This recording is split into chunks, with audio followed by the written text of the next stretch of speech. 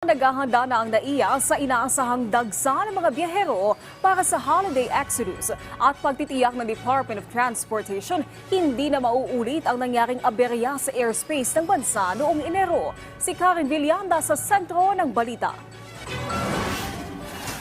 2 linggo bago ang Pasko, maaga lang nauwi sa Pilipinas si John Marie mula sa Hawaii. Babalik rin siya bago magpasko kaya advance celebration na ang kanilang gagawin sa Ilocos. Aniya pinilit niya makauwi dahil iba pa rin talaga ang Pasko sa Pilipinas.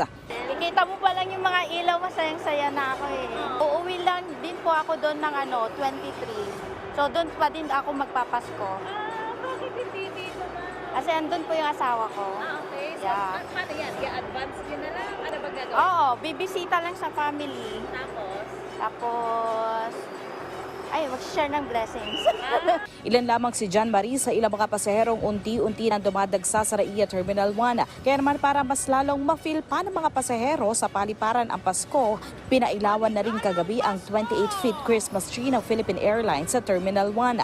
Ayon kay Manila International Airport Authority, General Manager Brian Co, posibleng umabot sa 140,000 na pasahero kada araw ang babiyahe simula sa December 22. Ngayon pa lang kasi umaabot na sa 130,000 na pasahero ang gumagamit ng NAIA araw-araw. Starting December 1, nag-deploy na tayo ng mga extra measures. Of course, we had to make sure we have enough resources. Nandito rin mga tao, ang mga equipment na nakakabit sa NAIA, tuloy-tuloy ang ating pag-upgrade.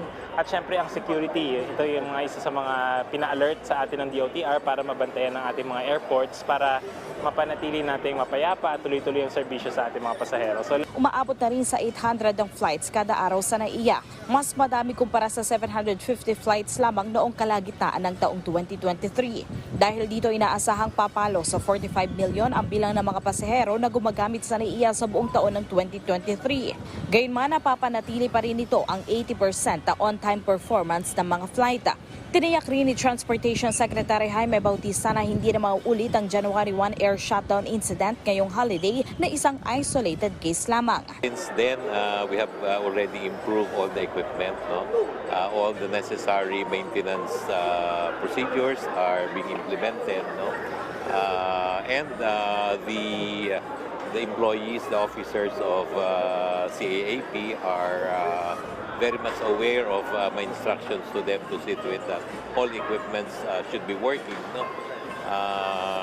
Palagi naman yan every long weekend, hindi lang ngayong Pasko. No? But every time magkakaroon ng long weekend, pinapaalala namin sa kanila yan. No? Bukod naman sa paliparan, sinabi ni Bautista na handa na rin maging ang ibang mga terminal sa bansa para sa pagdagsa ng mga pasaherong babiyahe sa Pasko. Ready tayo lahat. Ano? Siguro nakita nyo nung last week, I visited yung Philippine Coast Guard. No? See to it na kompleto kami ng mga equipment, ng mga facilities, ng manpower. No? And sabi ko nga, gusto kong makita yung capability natin, yung readiness natin. And that's the reason why we had that command conference. No? And doon sa command conference, nakita ng Coast Guard yung kahandaan para sa mga pangangailangan ng mga pasahero, ng mga nandoon sa dagat. No? Pero ang Coast Guard, hindi lang naman sila nasa dagat. No? Nandito rin sila sa airport, nandoon sila sa mga bus terminals. No? So kasama yan sa pinag-ahandaan natin. Karen Villanda para sa Bayan.